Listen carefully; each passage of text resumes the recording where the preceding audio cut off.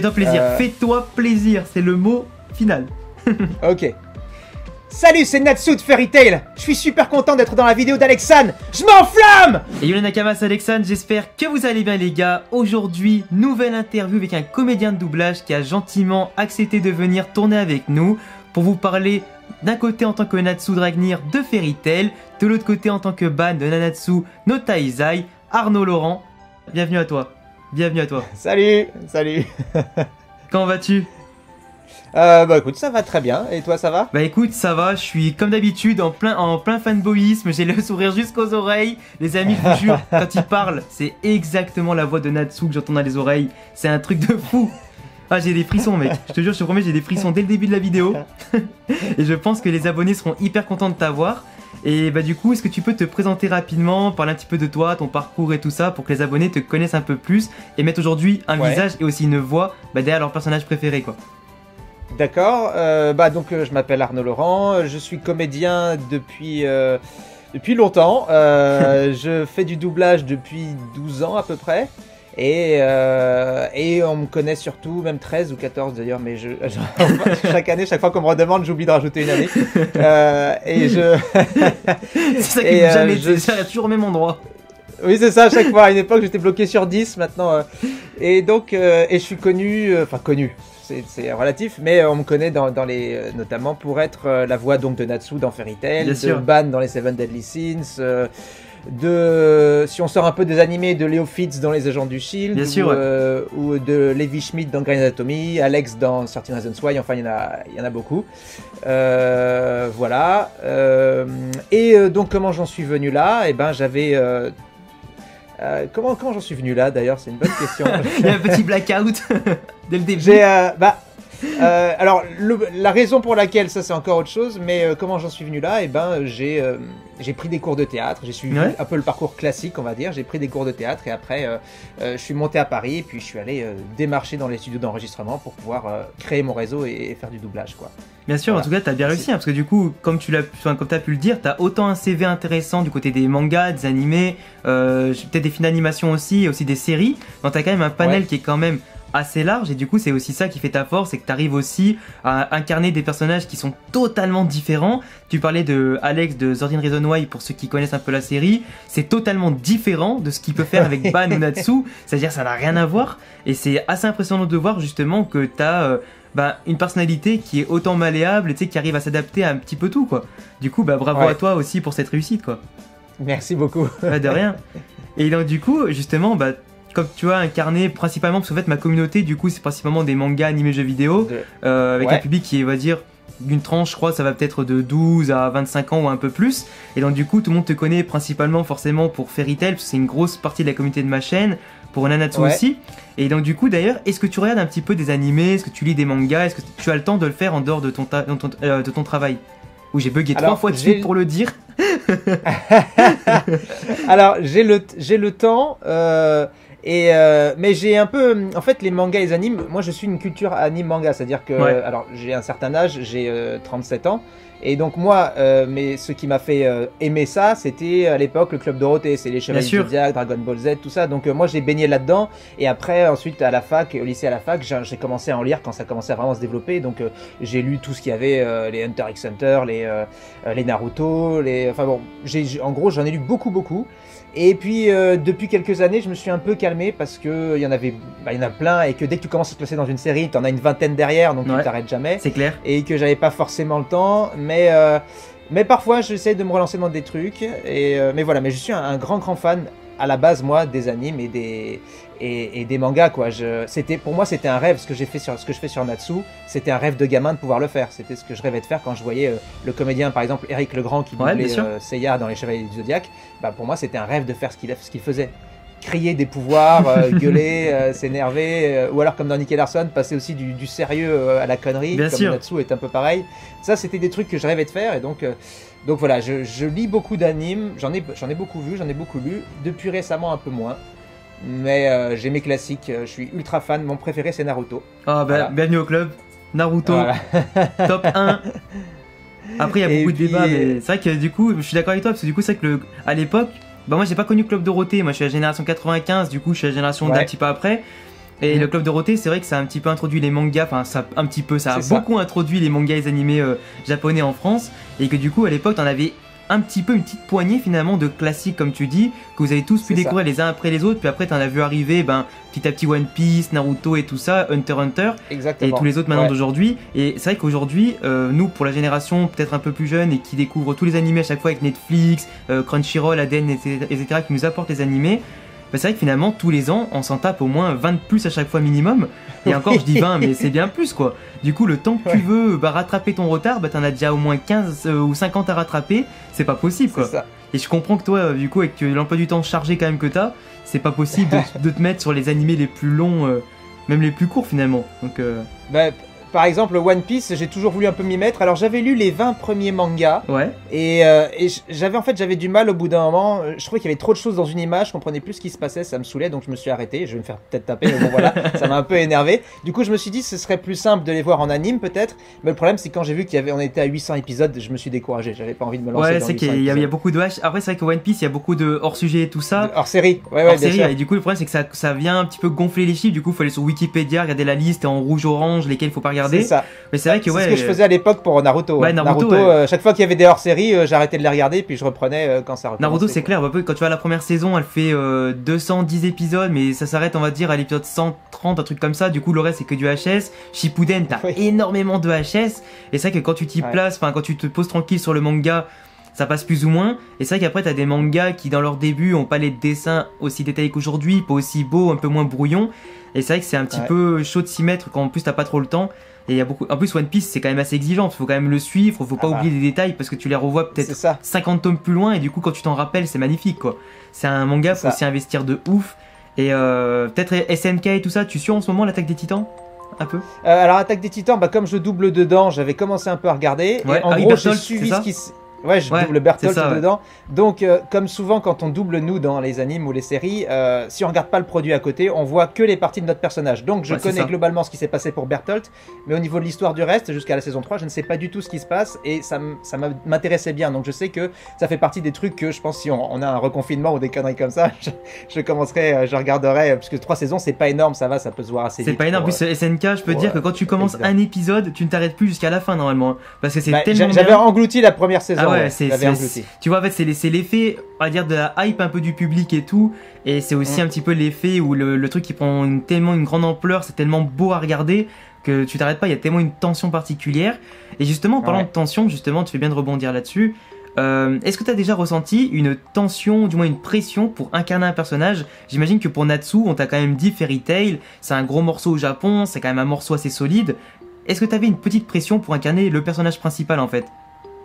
Alors, moi quand j'ai commencé à doubler Fairy Tail, effectivement c'était à l'époque le premier manga français, c'est-à-dire en 2011, il était dans les premiers des ventes. Donc quand on m'a fait passer les essais dessus, parce que j'ai passé d'abord des essais sur Natsu avant d'être choisi définitivement, on m'a dit effectivement voilà c'est un anime qui correspond à un manga qui est cartonne en France, voilà c'est le rôle principal, tout ça. Donc j'avais pas une pression si forte que je pourrais l'avoir actuellement si d'un coup j'avais par exemple Kimetsu no Yaiba ou des choses comme ça, des trucs qui sont implantés déjà et qui sont déjà des cartons mais partout, mais mondiaux de ouf. C'est clair. Là ce serait une plus grosse pression. À l'époque Fairy Tail c'était pas encore c'était dans les débuts, donc c'était pas une vraie pression de l'extérieur. Par contre moi naturellement je me suis mis une pression, effectivement, parce que déjà c'était mon premier rôle important. Donc de base je voulais pas décevoir et c'est la première fois que j'avais un rôle principal dans une série et qu'en plus voilà quoi, je savais que ça risquait d'être un produit assez important, donc ouais j'avais une assez petite pression quand même. D'accord, et du coup mais pas au point de m'empêcher de m'amuser, de jouer comme il fallait et de me donner à fond. Ouais, parfait, t'as pu te détendre un petit peu, t'as pu en tout cas t'impliquer à 200% dedans. Et justement, qu'est-ce que tu préfères entre Fairy Tail et Nanatsu no Taizai par exemple?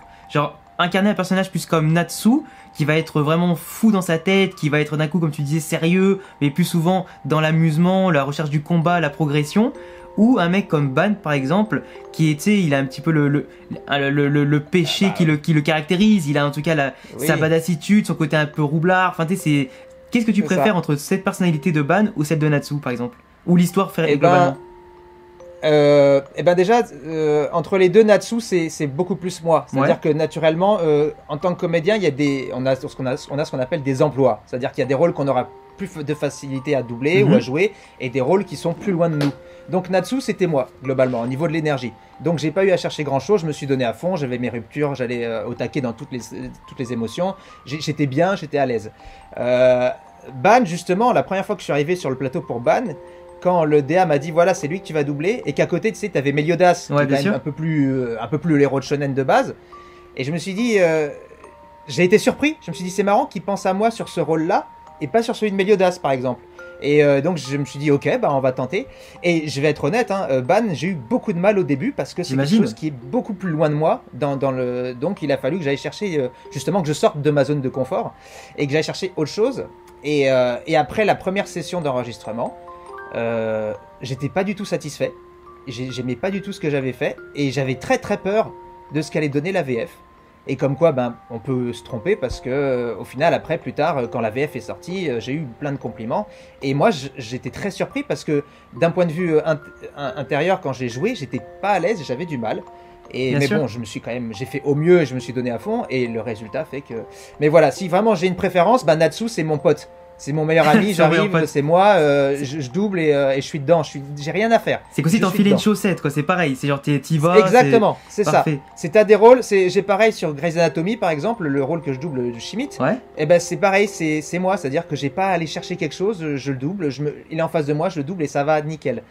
Des fois, t'as des choses comme ça, t'as une alchimie qui se fait avec le personnage et toi, tu sais pas pourquoi, et ça marche directement. Et d'autres, il faut aller chercher autre chose, mais c'est aussi intéressant parce que c'est un challenge justement. Bien sûr. Et du coup, Ban, c'était beaucoup plus un challenge à ce niveau-là, et je suis très content de l'avoir fait parce que à côté de ça, c'est aussi le type de héros que j'adore. Moi, j'adore deux types de héros. J'adore les héros de shonen qui rentrent dans le tas, qui foncent, qui déconnent, et les badass évidemment, c'est un kiff aussi. Donc voilà, donc c'était très intéressant de doubler Ban aussi, quoi. De toute façon, tu peux tout de suite te rassurer parce que moi, Seven Deadly Sins, Nanatsu no Taizai, je l'ai connu directement avec la VF quand il était sorti, et franchement, j'ai adoré. Et bah, tu vois, j'aurais jamais cru un seul instant, et je pense que personne en regardant la VF se doute un seul instant que t'as galéré à le doubler.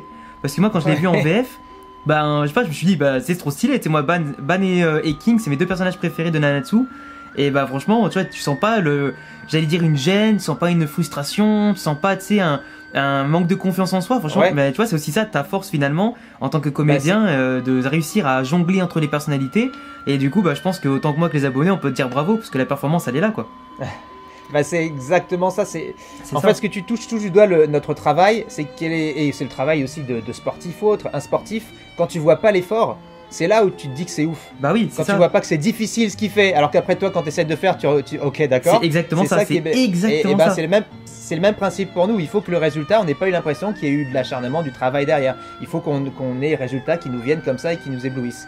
Et c'est ça qui prouve que c'est un vrai travail, et qu'il faut et que c'est notre rôle à tous. C'est-à-dire que j'y suis arrivé et je suis content, mais théoriquement, tous les comédiens devraient le faire. Alors parfois, il y en a qui arrivent moins.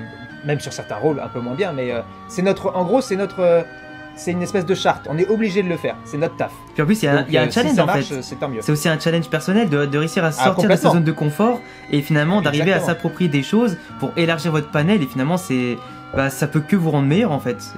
Exactement. Et moi je trouve ça fou, et d'ailleurs c'est ce qu'on avait déjà dit avec Bastien Bourlet dans la dernière interview, que lui-même aussi il avait des rôles par exemple comme Izuku.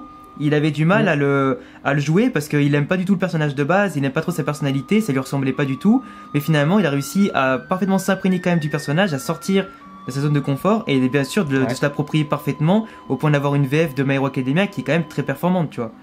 Donc c'est vrai que finalement, tous les comédiens, vous avez un petit peu ça. Vous avez vraiment aussi, il y a le goût de l'effort, du challenge et tout ça. Et finalement, nous, avec un regard extérieur, nous on voit que le personnage, on voit pas forcément la voix qui est derrière. Et c'est aussi pour ça que je montrais aux gens, avec mes interviews et les vidéos, que y a du travail, qu'il y a de l'acharnement, qu'il peut y avoir des échecs mais aussi de la réussite, et que finalement c'est un métier qui est vraiment très difficile et qu'il faut pas sous-estimer, quoi. Donc donc encore bravo, comme je le répète depuis le début de la vidéo. et tu fais bien de dire qu'il y a des échecs, parce que moi des fois il y a des trucs que je vois, que j'ai doublé, et je me rends compte que c'est pas un échec complet, mais que t'aurais pu le faire. Ça pourrait être mieux, voilà. ça aurait pu être mieux. Et voilà, donc parfois on réussit, parfois moins bien, c'est le taf aussi, quoi. C'est ça. Et du coup, justement, j'ai adoré ce que t'as dit par rapport à Natsu, par rapport à l'énergie que tu mets. Moi d'ailleurs, j'ai vu une de tes vidéos, je crois, sur ta chaîne YouTube, Parce que oui, Arnaud Laurent, les amis, a une chaîne YouTube, du coup je vous la mettrai en description bien évidemment. Il a une chaîne dans laquelle tu montrais un petit peu des moments où tu doublais Natsu, l'énergie que tu mettais dedans. Et franchement, je trouvais ça mais vraiment impressionnant parce que du coup tu voyais vraiment, tu te donnais, tu bougeais, t'aimais bien bouger pendant que tu tournais. Et moi je trouvais ça incroyable parce que je sais que j'ai vu certains comédiens qui me disaient que certains sont hyper statiques, que d'autres bougent, que ça, ils suivent même les mouvements du personnage. Et justement, toi, comment tu aimes tourner comme ça? Est-ce que tu es... Enfin, peux-tu nous parler un petit peu de tes conditions de tournage? Comment tu fais toi-même pour te mettre en condition? Et comment tu fais pour exploser comme ça, être autant de bonne humeur et si tu veux être plein de positivité quand tu tournes? Alors, me mettre en condition, bah en fait c'est simple. Moi, mon but, c'est de me noyer dans le personnage. Bien sûr. En fait, j'ai besoin de l'avoir en face de moi. C'est pour ça que des fois en convention, des gens viennent nous voir. Alors, ils nous disent, est-ce que tu peux faire tel rôle, tel rôle, tel rôle? Est-ce que tu peux faire la voix? Alors autant il y a par exemple Natsu, j'ai décrit, je sais les faire naturellement parce que voilà, j'ai décrit tout fait, j'ai des expressions, je sais les faire et je sais le donner. Mais la plupart du temps, moi j'ai besoin d'avoir ce qu'on dit en studio, l'image en face de nous pour pouvoir nous fondre dans le personnage. Bien sûr. Et donc moi vraiment c'est ça que je fais, c'est-à-dire que je saurais pas te dire, je me mélange avec l'image que j'ai et j'essaye d'être au plus proche de ce qu'il fait. Et c'est pour ça que ce que je dis aussi dans l'autre vidéo dont tu parles, c'est que moi j'ai tendance à bouger, comme tu dis, je donne les coups quand il donne des coups, j'ai besoin de faire les mouvements parce que pour moi c'est par là que passe l'expression. C'est comme ça que je ressens aussi quand je regarde moi un produit, si je le sens si le mec qui double, il est assis, enfin ou s'il est posé et qu'il bouge pas, ou s'il est vraiment dans le mouvement. Naturellement, je pense que si tu fais comme ça en parlant, et ben tu vois, tu vas naturellement dans l'inflexion de ta voix, tu auras les mêmes mouvements. C'est clair. Et c'est ça qui fait. Donc, globalement, c'est ça. Ma mise en condition, c'est d'essayer de m'oublier et de ne penser qu'au personnage. Et voilà. Sinon, j'ai pas vraiment de travail à côté. J'essaye de bien dormir si j'ai un rôle difficile la journée, on va dire. Vu le plein d'énergie où tu vas devoir te dépenser voilà. pour les combats de Natsu. Ou je prends une ou deux vitamines quand je sais que ça va être assez un petit peu ou du Red Bull, machin, quand je sais que je vais passer un après-midi. À la fin de la journée, tu dois être claqué quand t'avais peut-être, je sais pas, plein d'enregistrements, plus les phases avec les arcs les plus dynamiques. Tu devais plus en pouvoir à force de crier et gueuler partout. Une journée de Natsu, globalement, à la fin de la journée, déjà, ma voix est plus beaucoup là. Je l'ai pas forcément perdue, mais elle est bien cassée. Et en général, ouais, je donne tout et voilà, je vais me coucher après. Ouais, voilà, je sais pas si j'ai répondu à ta question, mais j'ai pas de... Il n'y a pas de technique, je pense qu'il faut juste jouer la comédie. Et c'est pour ça que... En fait, il faut avoir appris à incarner le personnage et à savoir, si tu vois que le gars pleure, bah, on a tous des petites techniques. Bien sûr, on a appris à savoir comment faire pour se mettre dans cet état et pour réussir à pleurer comme lui, ou même si c'est ce que je trouve le plus difficile de pleurer en tant que comédien. Mais voilà, c'est ça qui a servi de notre formation, c'est de savoir retranscrire les mêmes émotions qu'à l'image. Ah mais du coup t'as parfaitement répondu à ma question, donc c'est parfait. Et justement je voulais un petit peu rebondir sur ça parce que c'est vrai que un personnage comme Natsu par exemple qui est énergique et dynamique, il a forcément besoin d'un gros débit de parole et tout ça. Et d'ailleurs j'avais vu dans ta vidéo où tu t'entraînais ou que des fois c'était un petit peu galère à placer tous les mots assez rapidement. Et justement donc j'imagine que tu devais reprendre à plein de fois. Comment tu gères aussi ces périodes-là où tu as des personnages comme Natsu qui sont hyper dynamiques, ou des fois tu vas t'y reprendre à plusieurs fois, ça peut même te décourager un petit peu, ou des personnages qui peuvent être justement peut-être un peu plus mous, plus détentes, et qui sont justement à l'encontre de ta personnalité. Est-ce que des fois ça te blase pas un petit peu justement de sortir du rôle de Natsu pour d'autres personnages un peu plus mous? Comment tu gères un peu tout ça? Non, ça me blase pas parce que globalement, des fois, il peut nous arriver dans la même journée d'avoir deux doublages différents. C'est-à-dire, je peux très bien avoir Natsu le matin, par exemple, et Ban l'après-midi. Mais en général, ça fait aussi partie du travail de doublage, c'est que le doublage, c'est un travail de l'instant. C'est-à-dire que dans l'instant, on est à fond, mais très souvent, quand on a fini, on a fini. C'est-à-dire que moi, quand je rentre, je suis plus dans Natsu, je suis plus dans rien, je suis dans autre chose. Et quand je vais avoir un autre personnage en face, je vais me remettre dans l'autre personnage. Donc le passage de l'un à l'autre sera pas plus difficile que ça. Par contre, je reconnais que moi j'ai un débit rapide. Donc effectivement, les rôles où les personnages ont tendance à parler plus lentement, j'ai effectivement plus de mal. Parce que moi j'ai envie de parler vite et que je suis censé être bien synchro. Je suis exactement comme toi. Je parle super vite aussi. Souvent j'ai en vidéo, c'est de me canaliser un petit peu. Et c'est vrai que moi je comprends en tant que personne qui parle vite, c'est hyper chiant des fois de devoir caler son rythme sur un rythme un peu plus lent ou tu sais pas bafouiller quelques mots, pas couper certains trucs ou pas les mâcher du moins. Et c'est hyper dur. Hein. Du coup je comprends un petit peu par là où tu passes. C'est compliqué. C'est ça. Et donc c'est plus difficile. Et là où c'est difficile aussi, c'est quand parce qu'on a le texte qui a été écrit avant et qui normalement correspond à l'ouverture de la bouche, début et la fin de la phrase. Mais parfois il y a des adaptateurs, ceux qui ont préparé le texte, qui sont parfois moins bons ou qui ont fait un moins bon travail. Ça peut arriver. Et en studio, du coup, on se rend compte que pour une certaine phrase, on n'a pas assez de mots. Et donc, on se retrouve à devoir parler super lentement et ça fait pas du tout naturel. Non, ça casse un peu difficile. Le son. Ça casse, le rythme. Si on a ce vrai souci, en studio, on essaie de rajouter des mots, mais du coup, on perd du temps parce qu'il faut réadapter. Et sinon, on essaye de jouer le truc de façon à garder cette détente comme ça. Mais c'est pas l'idéal et souvent, c'est très fatigant de devoir parler très lentement comme ça quand tu dois t'adapter à un mauvais texte, en fait. J'imagine. Voilà. Ok. Et du coup, justement, est-ce qu'il y a des personnages que d'un côté t'aurais bien voulu doubler, qui soient dans la même personnalité que toi, dans la même, j'allais dire, dans la même fougue, donc du coup, ou à l'inverse, est-ce que t'as des personnages que tu n'aurais jamais voulu doubler ou que tu peut-être ne veux pas doubler, tout simplement? Comme personnage que j'aurais aimé doubler, Naruto. Hein. Naruto, forcément. Voilà, j'aurais adoré doubler Naruto. La fougue et tout, ouais. Voilà, c'est ça. Que j'aimerais pas doubler, je sais pas, parce que je pense pas, parce que c'est tellement bien, c'est-à-dire que même quand je disais tout à l'heure que c'était difficile, que ça allait me faire chercher autre chose, c'est toujours un bonheur, c'est toujours agréable, c'est toujours chouette de jouer la comédie quoi qu'il arrive, donc même si c'est quelque chose de plus dark, avec un personnage différent, plus lent, c'est toujours tripant. Quoi qu'il arrive, donc c'est le kiff. Je m'amuse et je m'éclate quoi qu'il arrive et je suis super content de le faire. Et du coup, je saurais pas te dire s'il y a vraiment un rôle que je voudrais pas du tout doubler. J'avoue que j'ai jamais réfléchi. En général, je me dis plus ça, j'aimerais bien le doubler. Même quand c'est difficile ou que ça a l'air difficile, je me dis j'aimerais bien le doubler. Mais il y a des rôles que je pourrais jamais doubler. Par exemple, les rôles avec des grosses voix. Ça, c'est des rôles bien lourds. Ça, ce serait idiot de mettre ma voix dessus. Donc ceux-là, je pourrais jamais les doubler. Ouais, t'as une voix un peu aiguë. Enfin, t'as une voix un peu plus. Ah mais moi, j'ai une voix légère. Moi, je fais que des ados, hein, globalement en général. Je fais ma tranche d'âge des rôles sur lesquels on me met, c'est du 15, 25, voire 30. Alors que j'en ai 37. Donc c'est pour te dire le décalage. Donc voilà. Mais des rôles que j'aurais pas envie de doubler, je pense pas, parce que je trouverais toujours un challenge, comme on disait, et je trouverais toujours un intérêt à essayer d'y arriver. Donc c'est vraiment top. Voilà. C'est vraiment top. Et du coup, justement, moi, il y a un rôle que t'as fait, mais c'est pas ta voix que j'aime pas, c'est le personnage. Et alors lui, je le répète à chaque fois qu'on m'en parle, je le déteste. Je sais pas si tu vois déjà de qui je parle. Dans Fire Force, Arthur, je déteste ce perso. Genre ce mec, quand je lis les mangas Fire Force, quand je lui regarde l'animé, je peux pas m'empêcher de vouloir le claquer aller-retour parce que il a une personnalité, mais qu'est-ce qu'il est con, tu vois. Natsu, il est peut-être un peu bête, tu vois, par moment, tu vois. Oui. Mais lui, parce que il est vraiment comme ça, enfin il le sait pas, tu vois, il fait pas exprès. Mais Arthur, il fait vraiment exprès. Donc tu lui dis, putain, mais t'as envie de le secouer comme ça, t'as envie de lui dire, mais ferme ta gueule.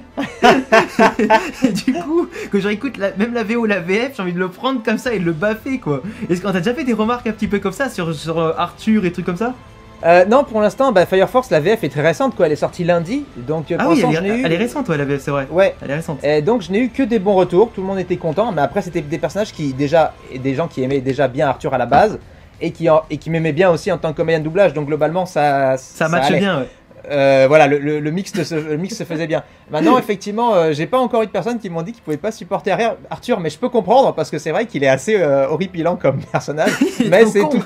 Mais tu vois, c'est aussi ce qu'il y a de super. Ce qu'on disait, c'est que même un personnage trop con, c'est encore mieux limite à doubler qu'un personnage basique de shonen qui sera en fait. Trop sérieux, tu vois. Là au moins je fais des conneries, je m'amuse, je m'éclate, je dis des conneries. Enfin voilà, j'ai quelque chose à jouer. Donc voilà, ça me va très bien s'il est con et qu'on le trouve con. J'arrive à le rendre encore toujours aussi con en VF, c'est le plus important. On va traiter de bouffon. Quelqu'un m'a dit, j'ai vu un tweet sur Twitter en parlant d'Arthur, il parlait des différents doublages de Fire Force et il disait Arnaud Laurent, le bouffon de service, sur Arthur. Et ça m'a fait rire. Ouais. Voilà. Après Twitter, c'est un petit peu les. Enfin, de service, il a dit Arnaud Laurent en bouffon, si tu veux. Mais je l'ai pas pris mal parce que pour moi, effectivement, le personnage d'Arthur, c'est un peu un bouffon. Arthur, après toi tu ne l'es pas, mais je veux dire les mecs de Twitter, c'est quand même des mecs bizarres, faut pas les écouter de toute façon. Mais en tout cas, ça m'a fait rire parce qu'effectivement, si les gens trouvent que ça fait bien bouffon, j'ai gagné mon pari. Moi, mon but, c'est que le personnage, on me le donne, je le rends tel quel. Voilà, soit le bien adapté, dans la bonne personnalité, ça c'est clair que ouais, tu peux mettre le bon ton et tout. Mais après, c'est vrai que j'allais dire par rapport à la personnalité de Natsu, que tu calques légèrement après sur Arthur, c'est vrai que ça passe super bien, quoi. Ta voix passe super bien dessus. Mais le personnage en lui-même, franchement, quand je le vois, quand je vois comment il est écrit, je me dis, mais quelle perte de temps, pourquoi il est comme ça? Mais après, l'auteur, je sais plus exactement qui c'est. C'est celui qui a fait Soul Eater, mais je sais plus comment il s'appelle non plus. Et je crois que ça commence par un K, mais je sais plus comment il s'appelle. Et ce mec-là, c'est vrai qu'il a fait un manga qui finalement est très, j'allais dire, basé sur l'humour, du fan service. Il est pas extrêmement sérieux sur tous les points, même si plus t'avances dans le manga, plus t'attends à être sérieux. Mais c'est vrai qu'il a créé des personnages comme ça totalement fous. Moi, d'un côté ça me fait rire et d'un côté je me dis mais ça montre à quel point c'est bien écrit, parce que justement si tu ressens les émotions comme ça, en bien ou en mal, bah c'est à dire que le personnage il t'intrigue, il t'intéresse du coup, et que après les doubleurs derrière dans l'animé font bien leur boulot aussi, quoi. Exactement. Et c'est justement ça, c'est les émotions. Et justement, pour continuer en parlant d'émotions, quel animé, ou du moins peut-être quel doublage à part Natsu peut-être, parce que je sais que t'en as déjà beaucoup parlé et que du coup t'es à fond dedans, est-ce qu'il y a déjà un animé qui t'a procuré énormément d'émotions à part Fairy Tail et le rôle de Natsu par exemple? Et émotion dans quel sens? J'allais dire qui t'a vraiment peut-être ému à doubler, qui t'a peut-être bouleversé un petit peu par rapport à l'histoire ou quoi, ou un personnage qui t'a vraiment marqué en fait. Oui, mais pas parce qu'il s'était émouvant, au contraire parce qu'il était complètement tordu, mais je peux pas encore en parler. Parce que c'est un truc qui date d'il y a une semaine que j'ai doublé à peu près. Et c'est un des personnages les plus fous que j'ai jamais doublé, et je me suis éclaté mais comme jamais. Et voilà, donc pour l'instant je peux rien dire, voilà, je fais un petit peu de... je fais du spoil. Le gros teasing.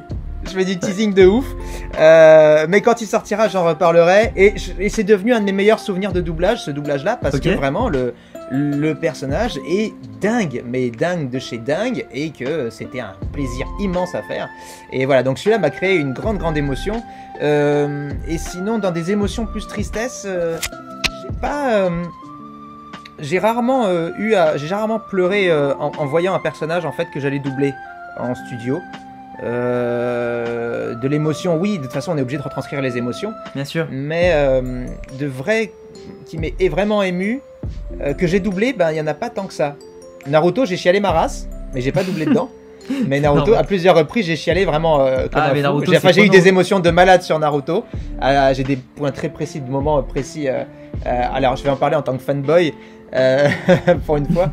Par exemple, quand Shikamaru se débarrasse des deux immortels, par exemple. De Hidan et Kakuzu, c'était beau. Voilà, c'est ça. Ou l'arrivée de Naruto face à Pain. C'est le moment-là où j'étais...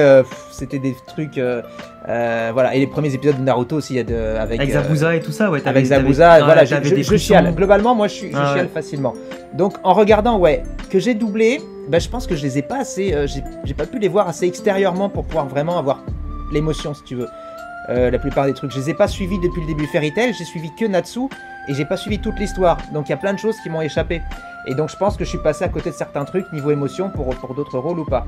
Bien sûr.